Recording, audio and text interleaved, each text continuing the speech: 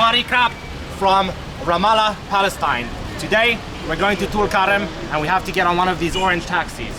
But not a lot of people in their right mind would want to go to Tulkarem right now. I'm not exactly in my right mind, so... Can you say that again for the camera? Gotta hear what Andre just asked me. Yes, can you please send me your full name and your ID number so that if we get arrested that my lawyers can get us. Okay. But this trip sounds like the start of a joke. Like one Israeli Palestinian and a Russian walking to Tulkarem.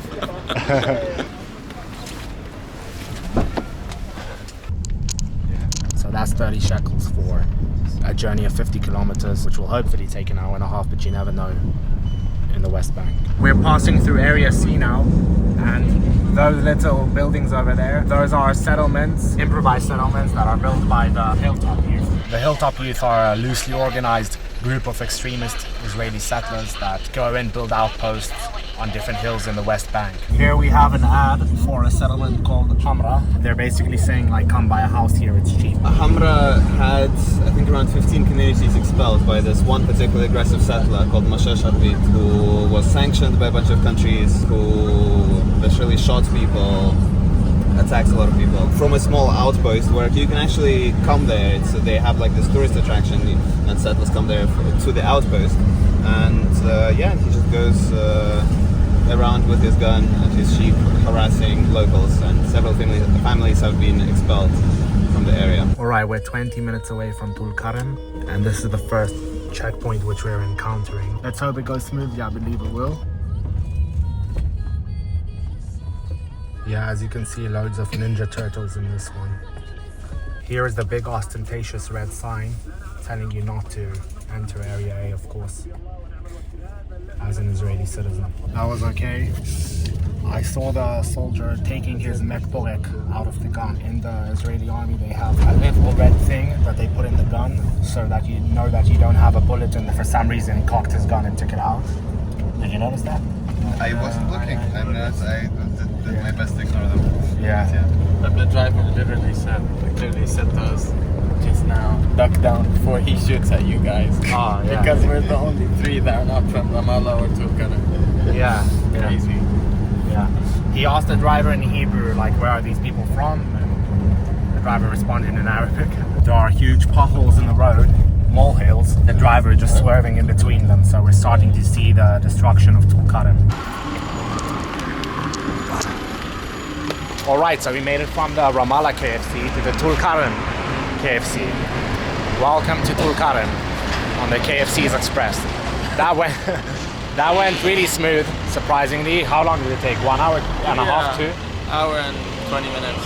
Yeah? Yes. Yeah. But we were coming from Bethlehem and it took us 6 6 hours? hours. Six and a half. Six and a half hours. And that should be a 2-hour drive. Like it's 1 hour even, yeah. 1 hour, yeah. Yeah, that was smooth. We didn't have much traffic, we didn't have much checkpoint. It wasn't sweltering hot like it often is inside the service taxi, so alhamdulillah. This dude is inviting us to his cafe from across the street. انت من وين؟ من الداخل. انت من الداخل اي من المنطقة؟ من ناريا. نهارية. انت قصدك عربي ولا يهودي؟ يهودي. والشاب اللي معه؟ الشاب واحد روسي وواحد عرب 48. يعني انتوا ضيافة هون جايين تصوروا؟ شو؟ يعني كيف المخيم نور شمس، كيف المخيمات. تعال جيب له، تعال جيبه. جيب هذاك الشاب بنضيفكم، جيبه تعال قعدوا هون. احنا مدينة تولكرم هون صارت منكوبة. منكوبة؟ طلع غشي هذا. انا هون كنت قبل الحرب كنت ابيع كل يوم 1000 شيكي. هسه ببيعش ب100 شيكي. عشان اليهود رايحين جايين الجيش. هسه وقف هون. الجيش رايحين هون؟ لا هون هاي هذا الشارع بروحوا وبيجوا بخافوا الناس. عاملين رعب عند الناس. فاهم. وبضرب السيارات وهو ماشي، والسيارات اللي بتروحش من قدامه بزيحها وزكها. الناس صارت تخاف، بطلت تطلع من دورها. طلع هذا شارع كان اقتصادي. يعني لازم تنقلوا هاي الصورة. لف تعالوا لف تعال شربتم قهوة. He's telling us come drink coffee, so yeah. By the way, this KFC brand when I was like a teenager, it used to be full like all the time. Like we used to come here because there's no KFC in like 48. So Yeah. used to come all the way to here, and it would be like you would wait an hour to find a seat, and then an hour for your order to get ready. And as you can see, it's like abandoned. It just has the lights on, no customers, nothing. So it was the KFC in Tulkarem the only one? It was either that or Ramallah, but like Tulkarem is It's like way closer. Yeah, it's way closer to people who live in like the Arabic Triangle. Yeah. Where are you from originally? 40-minute drive from here. From here, yeah. Mother of Call, if you want. Yeah. Yeah, it's a village called Mother of Call. As you can see, like from the military operations, practically no one comes to Tulkarem nowadays. Yeah. Where it used to be like not a tourist spot, but a lot of like Israeli Palestinians would come here to like buy groceries. Yeah, like eat Jenin, out. Tulkarem, Yeah, like exactly. Yeah, do shopping, buy groceries. Yeah, which was the main income of most of these cities, and ever since like October 7th, it's practically like desert. Also, many of the checkpoints entering Jenin and Tulkarem are closed. So, Yeah, they if they open them for a couple of hours, close them off for days, weeks. Assalamu alaikum. ويلكم. معلم عليكم. بشربش قهوة. نعم. من ايدك. يلا. انت بشربش قهوة؟ No. وانت فلسطيني? Yeah. You call yourself Palestinian? One of the funniest things that like they used to tell me is that when I used to grow a beard, Yeah. my mustache was always like iffy. It was like very light, and so people would tell like, oh, you don't. That's why your mustache doesn't grow Because you as don't drink longer, coffee? Because you don't drink coffee. Hi. Salam. Salam. Salam. Salam. I have seen your stories, your posts on Instagram. I'm following. You became so popular here. In the 15 minutes that we've been sitting in this cafe, 3 times the Israeli army has passed through. أول مرة في طولكرم. كيف شفتها؟ كيف شفتها؟ ما شفت شيء. شفت بس محلتك يعني. شفنا بس الشوارع المدمرة. عندي سؤال مخرج. شو صار في وجهك؟ بس من زمان؟ إصابة من الجيش. من الجيش؟ عرفت. ايوه انا 3 رصاصات بوجهي من الجيش. ايوه كنت وانا عمري 13 سنة. اوكي. أي سنة؟ بال 2003. He got shot 3 times in the second intifada. At 13 years old. Yeah. وانت شو عملت يعني؟ لا كنت رايح على المدرسة، كنت طالب صغير. فاين. طفل كنت. ما زدتش شجار؟ لا صغير كنت عمري 12 سنة. نو اهلا وسهلا. عارف يعني صعب حصة. لا انتوا بضيافتنا، احنا هاي كرم الضيافة. انا عارف بس يعني لا عادي، لا احنا كرم الضيافة. دايما الضيافة يعني هيك. دايما ضيوف. دايما في فلسطين. Kate? Yes. The scared. Stay under the siege. This 25 kid days. is very cute. 25 days. Stay under what? Under the siege. Oh, In my home. Yeah. Not this. This is not my home. yeah. When they left the home, the soldiers didn't allow him to take the cat, and he stay alone. We made it to the local Palestinian restaurant. Yeah, it's هيك البلدي صح؟ المطعم بلدي. No, it's not Baladi. It's American. لا بمزح. بوزك يكال شوي قبل القارن وخاف כמו שאתם רואים. Here you can see on the road traces of the D9 that destroyed the square. אז החורבן הוא לא רק במחנות הפליטים אלא גם במרכז העיר פה בטולקרם. On the couches. Noor has a lot of homies here in Tulkarem. He keeps saying hello to people. Oh, that's very cool. They have a Ramadan buffet. Like they have a special for Ramadan. Ramadan, especially Ramadan. You eat as much as you want for 100 shekels or 50 if you're a kid. The restaurant even has hotel rooms, Tanurin hotel rooms, where you can even get a refrigerator in your room. Nice spelling of single, by the way. We ordered 1 lentil soup for Andre, but 3 have arrived. How's the soup, lads? Very good.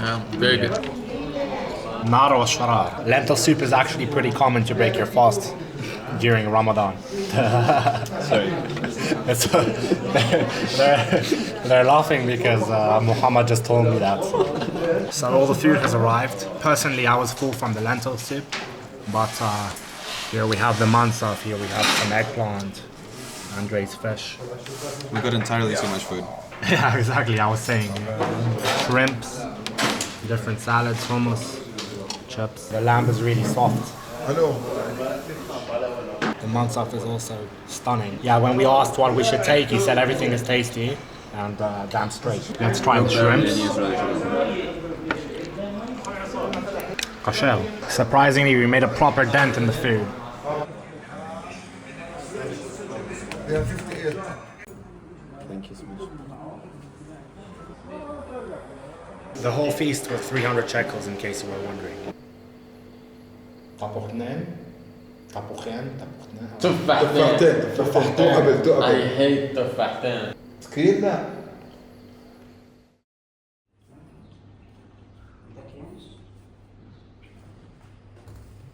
Ohayo gozaimasu. I'm wearing a press vest for the first time. And you know what that means, we're heading to the camps very soon. But first we're gonna accompany Noor to his work. Yeah. Ohayo gozaimasu, Noor. Hi. Hi. Today you have a hard job. Yes. Yeah, and dangerous. This is the special force, special police forces, Yes. yeah. They're based. Yeah. What do they do here in general? Problems between people. A lot of problems between the people. Many problems, you know. Between the families about like my father is died. Yes. And he keep the money and landed for the brothers. Yeah. Sometimes we have a problem and different make differences between who want to take this, who want to take this. Sometimes the drunk people, they make a lot of problems. So that's what the special Yeah. forces do, that's it? Yeah. That's the only No, thing? no. What else do they do? If they want to go to arrest some people, Oh, okay. yeah, the stolen people, Yeah. thief for people like that. Oh, I see, yeah. Yeah. قديش كان شكل؟ اوكي خذ اثنين. لا. How do you say gram? علكة or Okay, ban. I will ban. Yeah. البان. بدك البان؟ لا شكرا. This is your new pickup line. Yeah. البان. I feel like a total badass walking around with this. How much do one of these babies cost? $800. 800, no, never mind. אז פה אנחנו במרכז העיר של טולקרם, כפי שאתם רואים, מוניות צהובות בכל מקום, עסקים פתוחים, אנשים שותים קפה, מעשנים נרגילה. You see this building? Up. This is the camp. You can see the demolished, the streets is destroyed, everything. You know this is a camp. If somebody asks you, tell him I'm with Nur Shahada. But the camp empty. No people in the camp. If the soldiers ask, we won't say. The soldiers ask. Soldier asked, oh, we crossed by accident. Yeah, we just walked in, you know, we was just hanging out in Netanya. Yeah. We We came back. took the wrong turn. Yeah. Scared the fuck out of me. من هون. So this is the entrance of Tulkarem refugee camp. As you can see, we can start to see the destruction. عشان هو روسي.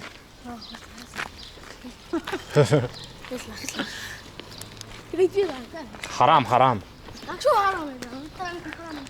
استغفر الله. So we don't know where the soldiers are, if they'll shoot at us. Today is the 20th of May, and on the 25th of May I'm going to be 28. So this is my last chance to join the 27 club. Come at me, bro. So you want to go in or not? What do you Sort think? of, but it kind of goes against everything that we planned. But we can. Давай, заебал. Where do you see a sniper? On the balcony. We're in the Tulkarem refugee camp, which has been entirely cleared of its around 10,000 inhabitants. The camp itself has been almost completely razed, and there is more destruction deeper, but we're kind of afraid to go there because we've been told that we will get shot. And Andre spotted a sniper. The Israeli Ministry of Defense is saying that they intend to stay in the camps for at least until the end of the year, which is insane. As you can see, houses left completely desolate with water bottles on the floor. And some of these houses, the Israeli soldiers came and stayed in them and slept in them and set up camp. In fact, the house of the man that hosted us, Noor, his original house, the soldiers stayed in it for 1 whole month. And that's why he's staying where he's staying right now. He's actually renting the place for 2,000 shekels a month. But he can't go back to the house that he used to have, which is right next to the refugee camp. He can't go back and sleep there even though the soldiers are gone. No, it says, This fuck one? the PA. No, that one. Yeah. And then it says just Hamas. And like the Qassam Brigade. They blew for the Jubilees.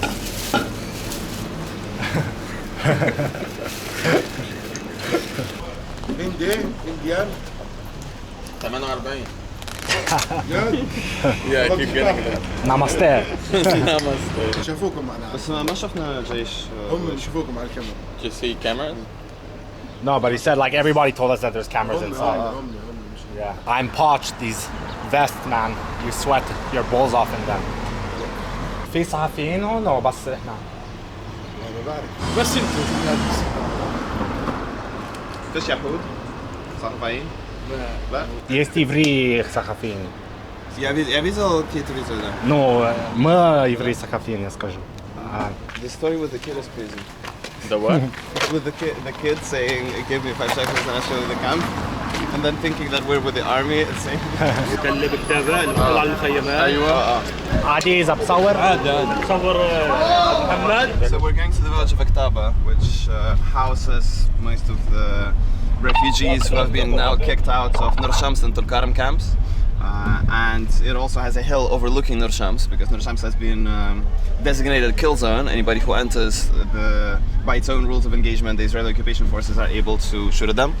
So the journalists and in general people are gathering on the hill overlooking the camp in order to see the demolitions and everything that's happening.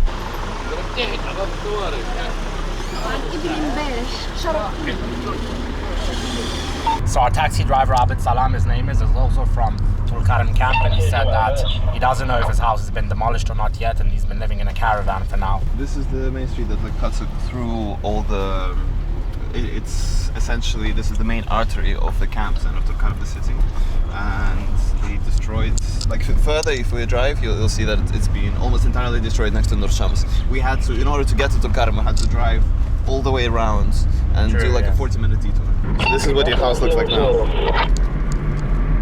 If you want to come to my drink coffee. Thank you very much. All right, so we made it to Iktaba, where you get a view of Nur Shams refugee camp, and we're gonna scout out here for a while and see if we see army passing by, if we see explosions, if we see anything, to know if we can walk inside and how far we can. So at first glance, Nur Shams camp doesn't look that bad from afar, but if we zoom in and look over here, you can see that there is destruction in the houses over here. The road looked a lot worse the last time that Andre was here. Yeah, this is the road that passes by the Nur Shams camp, and it was at some point entirely blown up and you just couldn't drive there at all. And we were here a couple of months ago and it was like it was barely passable, and we tried to drive and we had guns pointed at us by the Israeli army that walked out of the camp just to greet us. So we turned around and left and like entered from the other side. But yeah, now it seems quieter because when we were there were a lot of explosions and burning and army cars. Now we don't really see anything, so we'll see if that means that we can go into the camp. It's still a kill zone.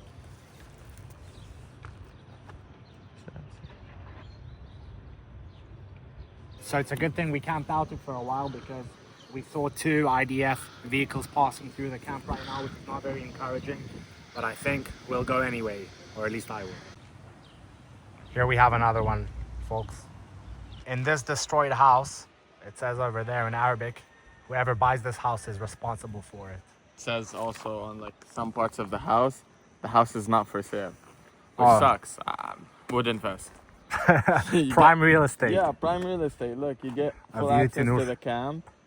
You get a view of the settlements there.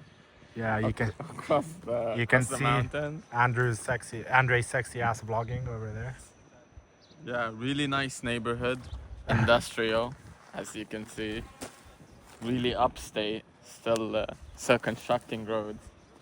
Or deconstructing, as you can see there. And here it says you have net fiber as well in the neighborhood, so you can Doom scroll. You can doom scroll in Goon. Crazy. All right, we have descended from the hill into the entrance of Nur Shams camp, and here, as you can see, it's a bit blocked up in it.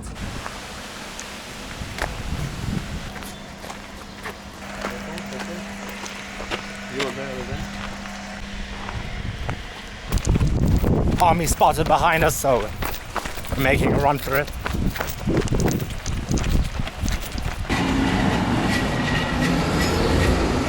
I think that he was honking repeatedly to warn us that they're coming. I want to go forward. So here we have it, Nur Shams refugee camp. As you can see, stuff left abandoned once again, because if they notify of the destruction, then they only give a short notice and people don't have a lot of time to collect their things and leave. Now we're entering one of the typical alleyways that the refugee camps are known for, the narrow alleyways. There used to be 10,000 people living here. Now it's a ghost town. Afilo che l'evento. Last time I was here a couple of months ago, this building was occupied by the Israeli army. They were using it as a base of operations in order to launch further terror attacks against the camp. There was an APC, an armored personnel carrier, standing here, and now they've gone. They've abandoned the building, but they still hold a lot of others, as we've been told. They usually stay for about a month in one building and then they move to somewhere else. They move their bases of operation. And when the Israeli army takes over a building like this, then they tend to loot things as if they're playing Call of Duty Warzone. Our host Nur, when his house was taken over for a month, he also told us and showed us that they stole money, they took electronics, they took products from his home. So now we can hear the Adhan again, and we're back in the relative safety of Tulkarem city. The safety is very relative, as we were told yesterday. When the army passes, they sometimes just ram into vehicles that are on the road, and several people have been killed in the past few months that way. Here you can see Israeli soldiers patrolling.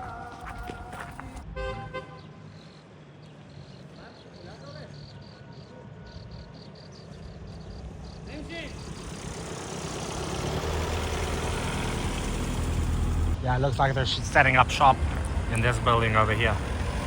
Two Israeli soldiers just walked into that building, and it has already some damage to it, and they did a peace sign at us as they saw us filming. Here in Tulkarem, they have many of these faucets where you can drink water in the street, and it's in honor of somebody that was killed usually. It says over here, for a soul of a martyr that died in May 2023. And when you're drinking from the water, you're committing hasanat, like a mitzvah, like a good deed in Islam. So, drink some water. Shakol ni'amed la'o. Amen. And here we have a sign that says, boycott Israel, boycott the occupation, and no to Israeli products. And it has, obviously, the Israeli flag crossed out on it. Here we can see a view of Israel from Tulkarem. Here are the infamous Hadera pipes exuding smoke. What up, guys? Murals. This stuff about Palestine and everything. Yeah. This is the college that I go to. It's closed now, obviously. So this over here, yes. This is not the separation wall. No, this is the walls for the company, the Masana Gishuri, you know? Yeah.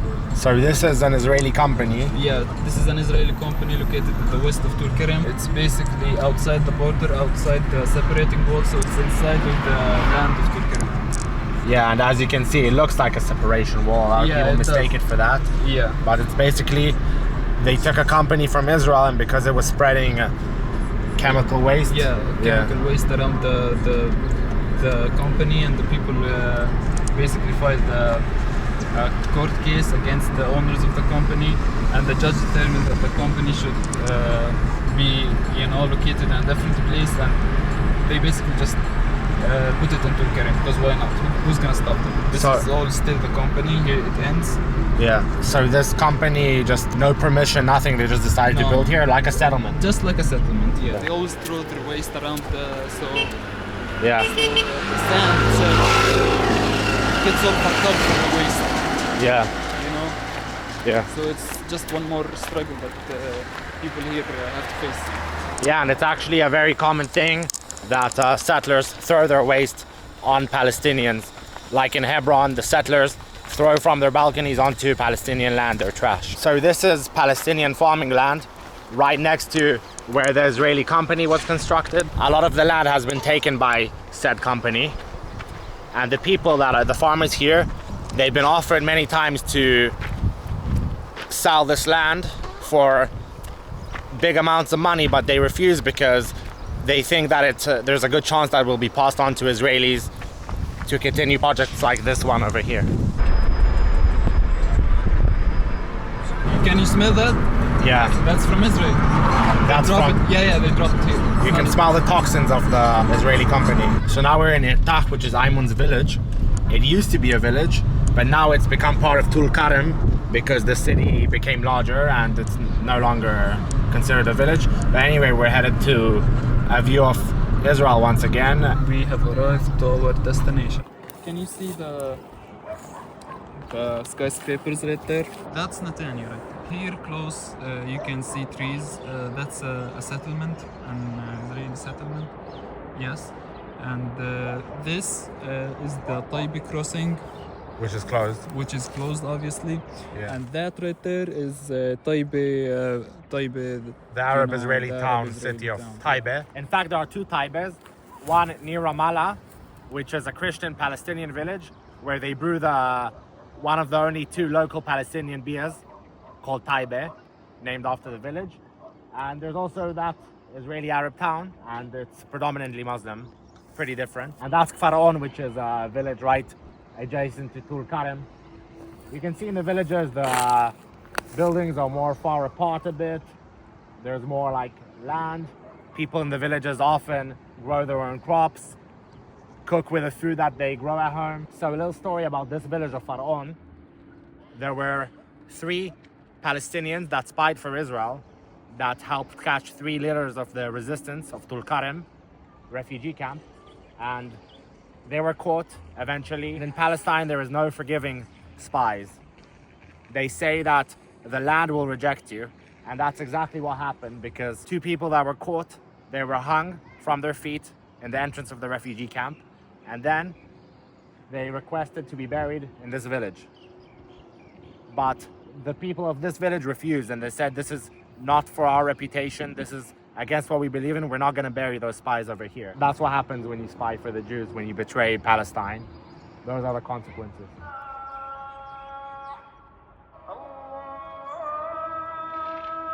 You know, my uncles live in the Tulkarem refugee camp, and I, as a child, ever since I was a child, I used to go there a lot. And you know, my uncle had this internet gaming cafe, and you know, I used to really love going there because I would play games and stuff like that when I was a child. So I spent a lot of my childhood there. Obviously, the raid that's going on affected my uncle. They burned his house and they hit his internet gaming cafe with a bulldozer, and now basically all my childhood memories is gone. There's no going back. If you're from the refugee camp, if you aren't from the refugee camp, the military operation affects everybody in Tulkarem. It affects everybody in Tulkarem. It basically paralyzes everything, the movement, the colleges, the schools, the people. Your colleges, your classes are online now. Yeah, online because of the raid. We can't. It's unsafe for students to go to college. So Even though the college is like far from the camps. yeah, even though the college is far from the camps. Loved it. Yeah. And What's written here? عيوننا إليك ترحل كل يوم. It No. means our eyes travel to you every day. about talking about Jerusalem, Talking yeah? about Jerusalem, especially Masjid Al-Aqsa. Yeah. You Yeah. know who also talks about Jerusalem all the time? Who? The Jews. They say Shana Ba'abet Zion, like next year in Jerusalem. It Yeah, means. yeah. Yeah. We all love it, apparently. One of us has to take it. So this is the notorious separation wall separating the Palestinian territories from Israel. Over there, of course, that is Israel beyond the wall. Because of the dire economic situation, as a result of the ongoing military operation, a lot of people take the risk and do enter illegally. Yeah, they do take the risk and they enter illegally so they can make some money, you know, to make up for what they lost during this raid. A lot of people lost their houses, a lot of people lost everything they own. Basically, the soldiers can just come in any house and take anything they want. Nobody's gonna, you know, talk to them or do anything to them. They try to cross the border illegally to just work, and eventually some of them get caught. My cousins, they were caught, and when you do get caught, you're gonna be sentenced to at least a month in jail if that was your first time, and you're gonna basically pay money to a bail. You gotta bail yourself out. So anything you made, you're gonna you know, give it to the Israeli government in order to just get out. And there are several ways to cross illegally. Some places have a ladder that you can climb and you pay smugglers. Some people go in with, if they are lucky and one of their friends has a yellow license plate car, they try and get in through around the settlement area where they check less the identification. But yes, a lot of people get caught. 23 years old, the first time that I ever saw a sea was when I was 18. Yeah. It wasn't this one, it was in San Diego. Oh. I'm not allowed to go there. But if you got a tasrikh to go to they never the gave me. airport, I applied you a went lot from of Jordan times. to San Diego. No, I went from Jordan to Turkey, and then from Turkey to San Diego. Yeah. Yeah. In order to leave the West Bank, if you're a Palestinian, then oftentimes you will not get a permission to go to the airport in Israel, the Ben Gurion airport. You didn't. No, definitely not, and we're not also allowed to build an airport ourselves. So if you want to leave Palestine and you live in the West Bank, you have to go to Jordan. And going to Jordan is literally way too painful. It's also very expensive. Yeah, very You leave expensive. Palestine, you pay like 200 shekels. Yeah, You enter Jordan, you pay 40 Jordanian dinars over the visa. Yeah, exactly. Then you have to get from the airport. You basically have to go through three checkpoints: the Palestinian, the Israeli, and the Jordanian. Yeah, and you might need to book a hotel in Jordan. Definitely, yeah. Sure. Yeah. So it's very hard, very expensive to get out of here. So you've never been into Israel? No, I've never been to Israel. Yeah. I'm not allowed. They wouldn't give me a tasrikh. Did you try? I tried, yeah. They basically just don't give Palestinian permits unless they're 100% sure of you or something. I don't know how the process goes, but sometimes they just block a whole village if one guy from that village has done something. As a collective punishment, obviously, they block all the people from this village from getting a permit. Yeah. Some people get lucky and get to work in Israel, but they still have to pay like 2,500 shekels because they're working in Israel for their permit. I even know a guy that had a permit and then in October 7th they took it away from him and he didn't know and he got jailed in Israel. Damn, that's crazy. Yeah. Yeah. Unlucky. I think this is a good place to end things. This is the reality of what is happening in Tulkarem. Similar situation in Jenin, Tubas, and other parts of the northern West Bank. Thank you for coming along. Thank you, Andre. Thank you, comrade. Obviously, if you want to see his work, his journalism, you can see him on all sorts of social media, but most prominently on Instagram.com/the.andre.x, right? Correct. If you want to help me keep going and making these videos and support my independent journalism, then please consider joining my Patreon at patreon.com/thesaluki. You will also get bonus content and early access to my videos. Thanks for watching, and I love you.